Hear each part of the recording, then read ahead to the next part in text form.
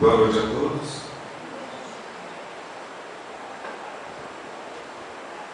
Bom, está aí mais um tema que foi sugerido, né? Por alguém que frequenta aqui a nossa casa. O tema simplesmente com a palavra mentira. Ainda hoje, conversávamos com alguns amigos e familiares e falávamos sobre esse tema que seria tratado aqui hoje. E eu perguntei à pessoa que tinha mais idade dentro do grupo, uma senhora, que já é avó, e falei: o que a senhora poderia nos dizer sobre a mentira dentro da sua experiência de vida?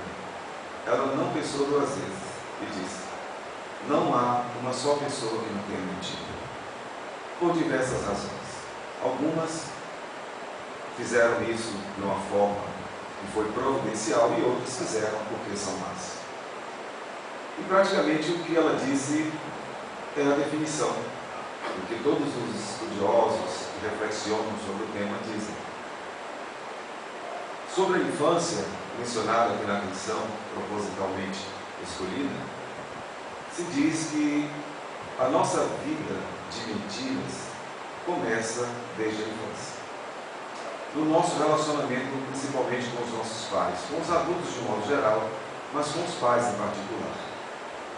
Porque as crianças vão percebendo, especialmente se os pais são muito severos, são castigadores, que elas precisam falar aquilo que os pais querem ouvir. E elas não demoram muito para perceber isso. Então, diante de qualquer situação embaraçosa, elas já têm o tom, a dissimulação da expressão facial e as palavras adredemente escolhidas para não ficarem embaraçadas com seus pais. E o que acontece logo depois é que ela percebe que a estratégia dá certo. E uma ou outra vez ela até se aventura a falar a verdade, mas as coisas não ficam muito boas. Quando elas falam a verdade sobre alguma coisa equivocada que fizeram, a punição é muito severa.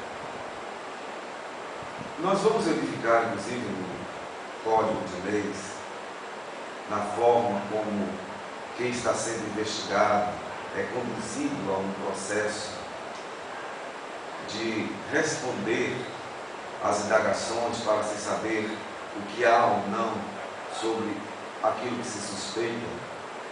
Há uma premissa em todos: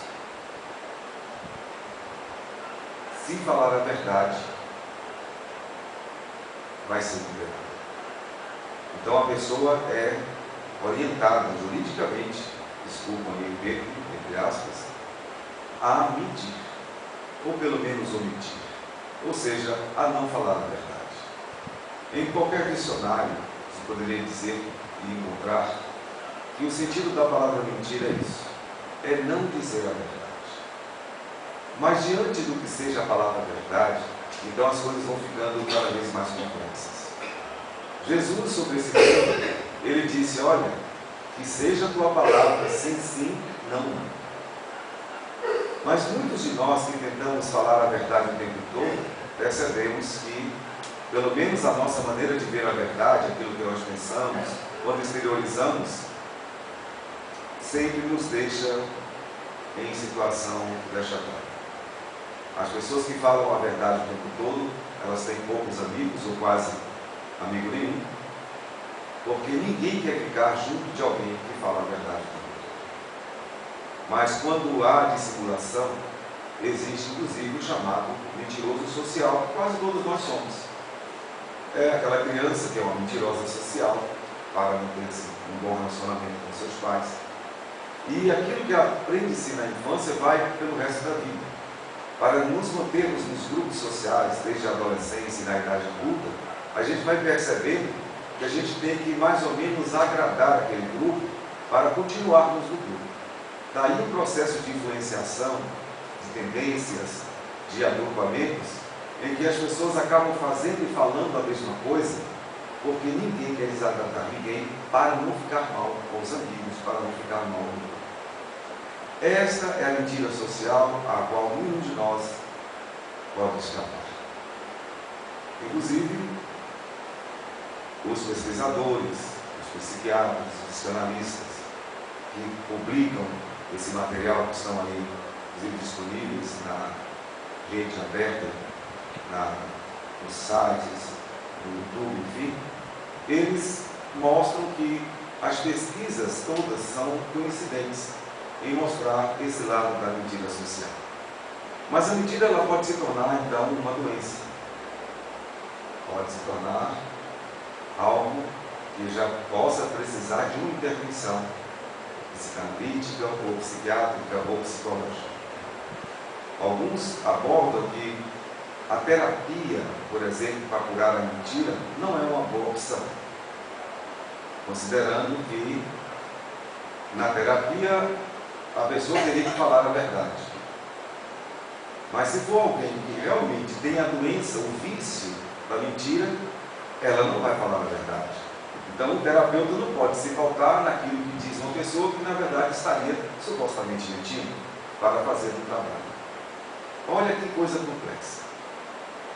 De qualquer forma, nós não encontramos, além dessas avaliações sobre a mentira, algo muito claro para dizer como curar alguém dentro das nossas ciências do vício da mentira, especialmente da mentira patológica. O mentiroso patológico, ele pode ser aquela pessoa que mente porque ele já percebeu que se ele mentir, ele vai se sair melhor. Mas ele tem uma noção de que ele está mentindo. Eu não sei porque todas as vezes que a gente fala sobre isso, eu já fiz essa palestra há alguns anos, eu me recordo naturalmente das pessoas que se apresentam para os cargos públicos eleitorais. Porque os discursos são praticamente os mesmos.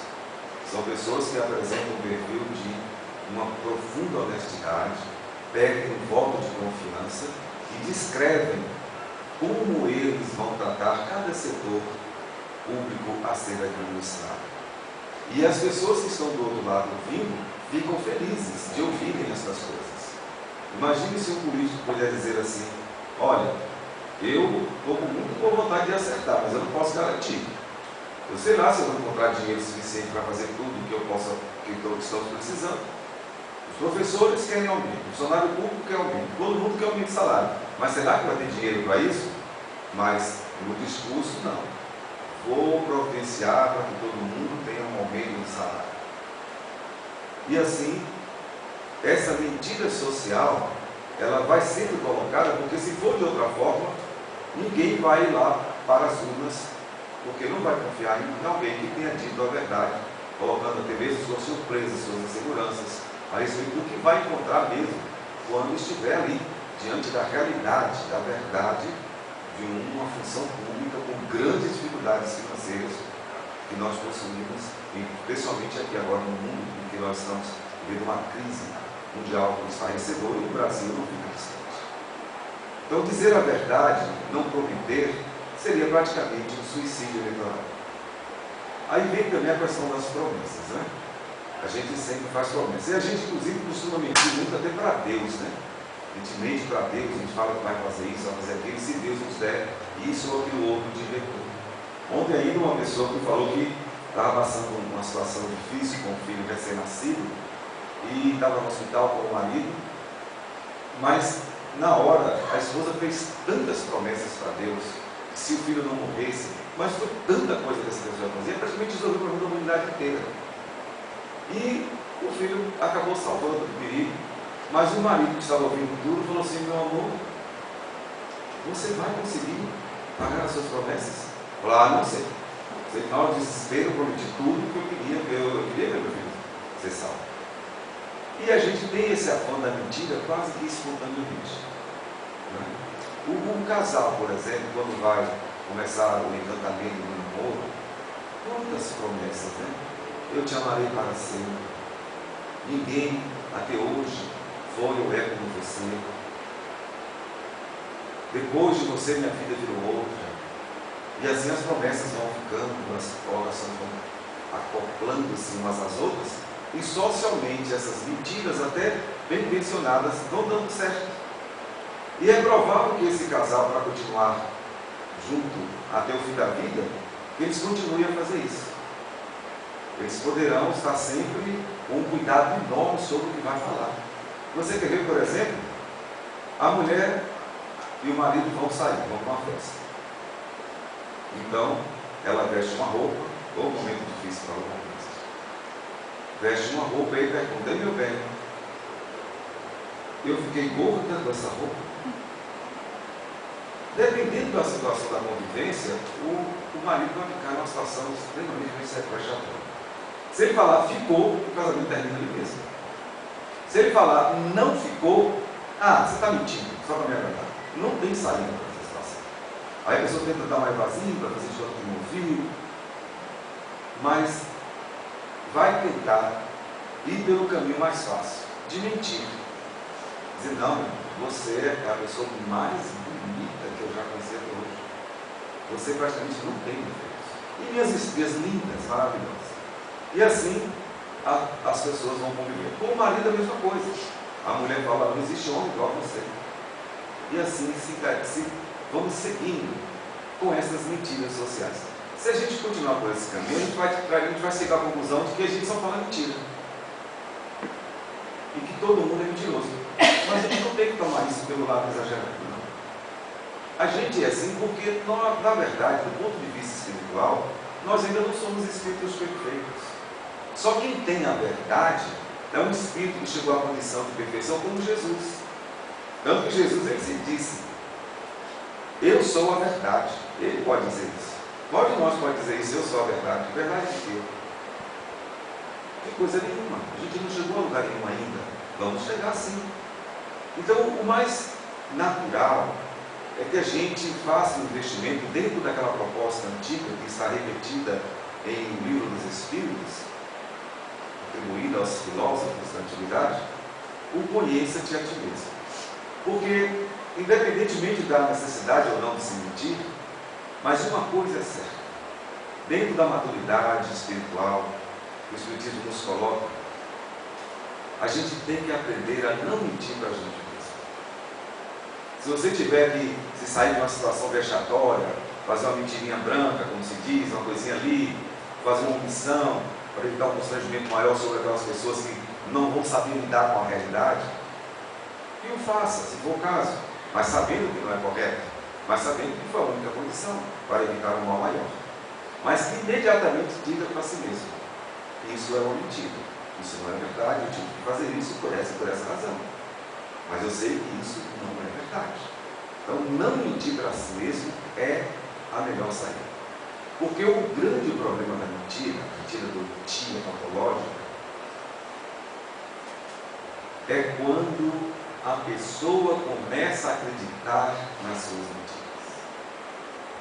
Começa a criar fantasias sobre si, sobre o que ela gostaria de ser, e fantasia de tal modo que cria persona tão fora da realidade que todo mundo, inclusive, vai perceber que aquilo não é real, mas a pessoa vai acreditar sim que aquilo é verdade. E é nesse momento que seria necessário a intervenção de um tratamento psiquiátrico ou psicológico. É quando a pessoa está completamente iludida, vivendo uma fantasia, e por ser uma fantasia e uma ilusão, por ser uma coisa real, e se ela acredita naquilo, realmente pode se tornar um problema. Mas vejam que isso é tão sério, até mesmo no campo da religião.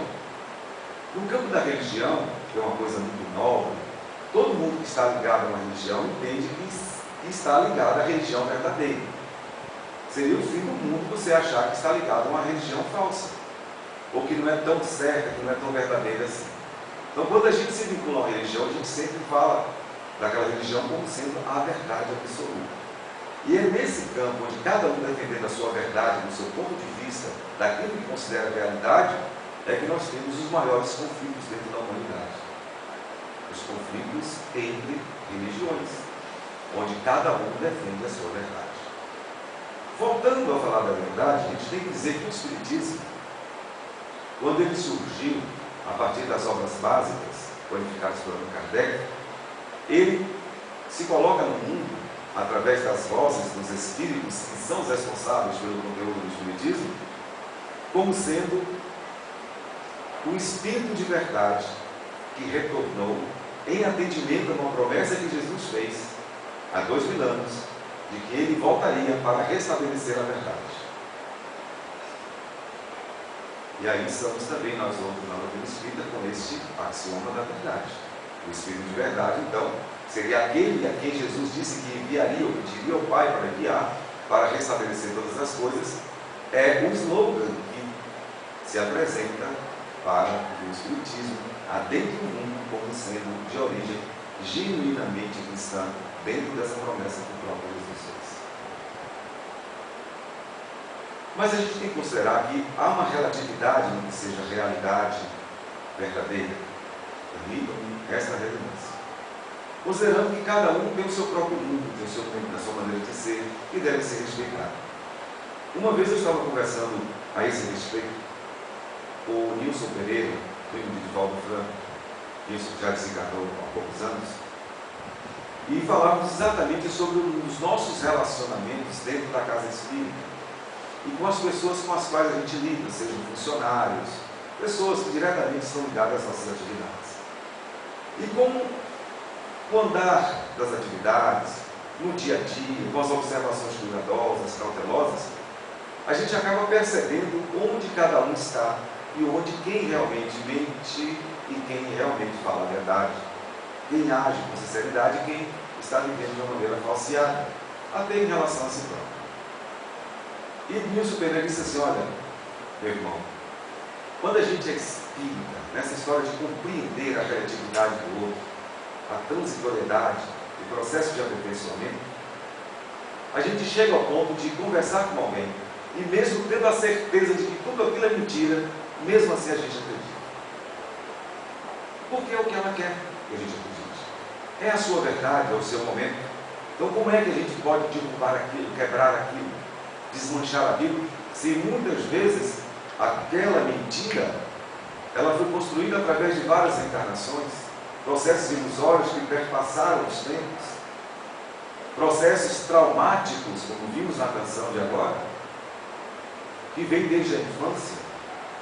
Imagine só a criança que já percebeu que quando ela mentiu, ela se deu bem, ela não recebeu surra, ela não foi reclamada, e quando ela falou a verdade, foi um terror a sua vida. Se ela não vai perpetuar aquilo para o resto da vida, ela vai dissimular. E a gente já ouviu falar assim: ó, criança não mente. Opa, jogue fora esse ditado. A criança, inclusive, vai levar um bom tempo para aprender a dizer a verdade, porque a criança, somos todos nós que passamos pelo processo da infância com essa dificuldade de lidar com a verdade dos adultos, vivendo um mundo próprio, as suas fantasias, que é um mundo muito diferente daquele mundo objetivo que o adulto impõe, que já criou para si. E como é que você vai lidar com esse confronto, com essas diferenças de gerações, de posturas, se não, pelo menos, omitir? Então, é na infância que a gente aprende a dissimular, a fingir, para não ficar mal na vida. Então, não vamos entrar nisso, porque eu já vi uma família brigar com a outra, vizinhas, exatamente porque uma criança falou uma mentira, a outra pessoa acreditou, porque disse que a criança falou, se a criança falou, é verdade. E isso não pode ser tratado dessa maneira, porque todos nós, poderemos ser até mentirosos, patológicos e não sabemos disso. E uma das dificuldades, aí a gente tem que observar um pouco mais, é quando a mentira vira um vício. Um vício, igual o vício do alcoolismo, qualquer vício. Porque até coisas simples. Você poderia falar a verdade, mas a pessoa sempre vem com uma história para falar aquilo. Não consegue falar a verdade, nem coisas que não vão acontecer nada, que não vai gerar problema nenhum.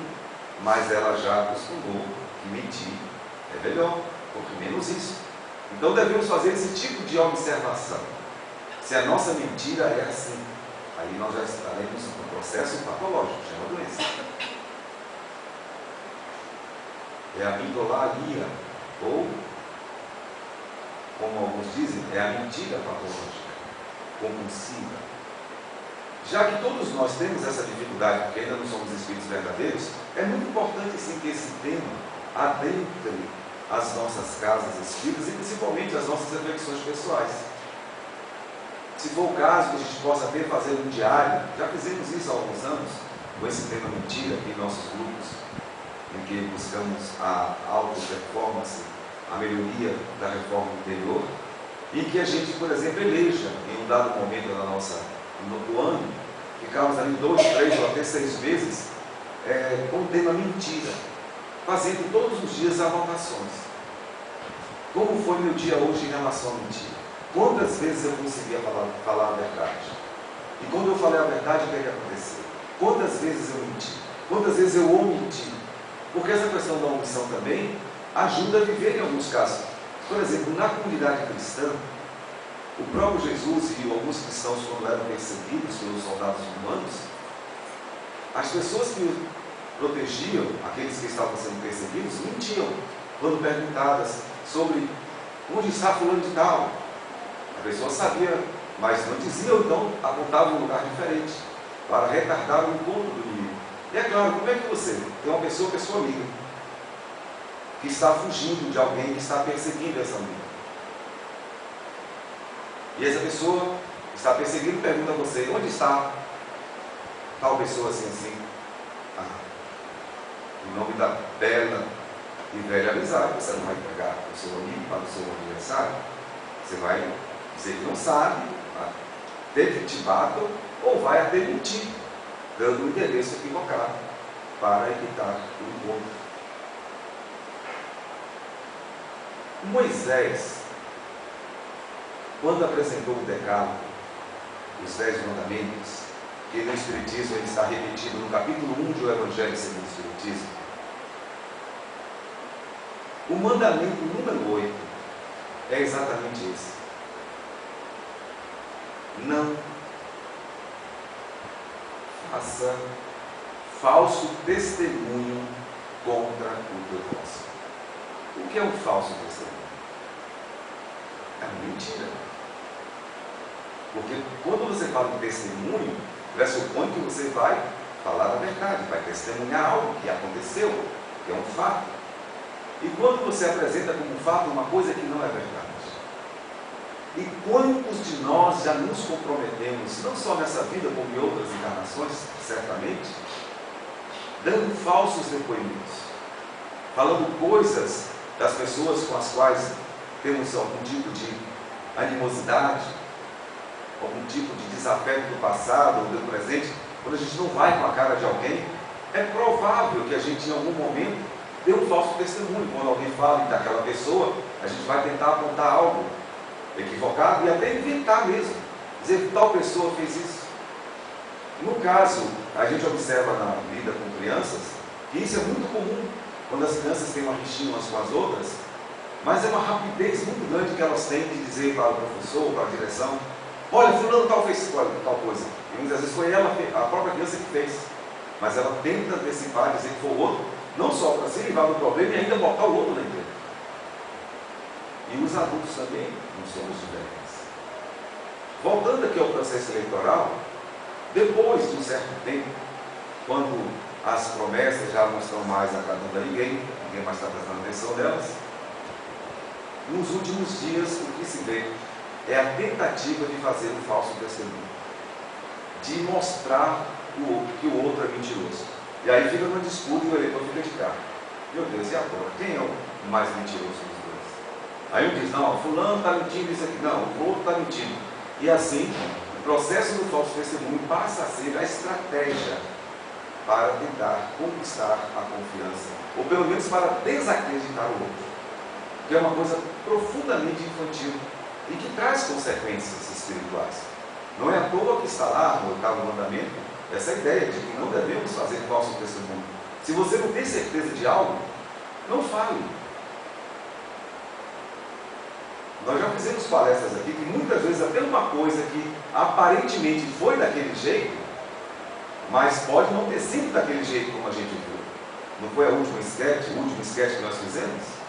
De uma pessoa que viu alguém socorrendo a outra, dando tapa nas costas e de repente botou a pessoa até na cadeia? Então, o processo da mentira, ele poderá ser resolvido principalmente por pessoas que estejam sendo verdadeiras consigo mesmas. Volta ao outro ponto. Não vamos deixar que a mentira cresça e que a gente passe a acreditar nas mentiras que nós conquistamos, que nós criamos. O primeiro passo é exatamente esse. Não minta para você. Tenha todos os dias essa revisão feita do que foi verdade e do que foi mentira. E assim, fazendo esse exercício cuidadosamente, nós vamos aprender a não mentir, que já é um grande passo. Eu não estou nem falando que a gente vai aprender a falar a verdade, eu não estou falando fale a verdade, mas pelo menos começar aprendendo a não mentir, a silenciar quando você não tem certeza. E voltando a não mentir para você, porque quando você mente e acredita, aí agora você é uma pessoa doente, tem que procurar ajuda. Verifiquemos cuidadosamente isso. As nossas mentiras, nós acreditamos nelas ou fazemos socialmente para não ficarmos embaraçados? Mas nesse socialmente nós já podemos trabalhar esse ponto. Podemos sim, está ao nosso alcance fazer isso. E mesmo assim, quando se fala em verdade, pedagogicamente, é assim. Você não pode chegar para uma criança que acabou de entrar na escola e mostrar para ela toda a realidade que ela vai encontrar vida fora. Você não pode substituir o 2 mais 2 com 2 feijãozinhos ao lado de 2 feijãozinhos para que sejam somados, e aí se processa um cálculo para se compreender que 2 mais 2 são 4, que se aplica a uma criança de 4, 5 anos, e substituir isso aí, tentando mostrar conhecimento, apresentando álgebra para a criança de 5 anos. É lógico que até mesmo para saber a verdade nós somos preparados. Essa verdade que Jesus ensina sobre o amor até hoje nos choca. Quando Jesus fala assim, em verdade eu vos digo, e pede que a gente ame o inimigo. A gente entendeu, mas a gente não compreende. Como assim? Como é que eu vou amar o inimigo? Como é que eu vou fazer o bem para alguém que me fez o mal? Como é que eu vou entregar uma face quando alguém bater em mim? Como é que eu vou entregar capa se alguém me roubar tudo? Se alguém me obrigar a dar 2 regras, eu vou andar mais 2. Isso não entra ainda em nossas mentes. A gente não compreende essa verdade. Mas essa é a verdade que Deus espera. O caminho apontado por Jesus, que é a verdade, se resume no amor. O próprio Deus é amor. E o amor se expressa dessa maneira. Com essa extrema compaixão, generosidade, compreensão, tolerância, perdão, indulgência em relação a tudo que o outro faça que possa ser considerado falso, mentiroso, equivocado ou criminoso. Então, olha para onde nós estamos caminhando, para que possamos realmente deter a verdade e sobre ela debruçarmos serenamente a nossa consciência. Enquanto isso, a prudência nos recomenda que sejamos nós mais cautelosos com as nossas palavras, para que um dia a gente possa finalmente fazer aquilo que Jesus recomenda. E seja a tua palavra sim, sim e não. Muito obrigado a todos pela respeitosa atenção.